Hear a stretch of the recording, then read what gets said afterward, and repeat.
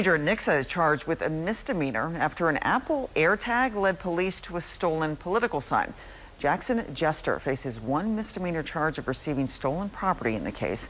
Investigators say a family in the Roundtree neighborhood in Springfield got fed up with having their political signs stolen, so they put an Apple AirTag on one of the signs, and that led them to Jester's home and a Kia in the driveway.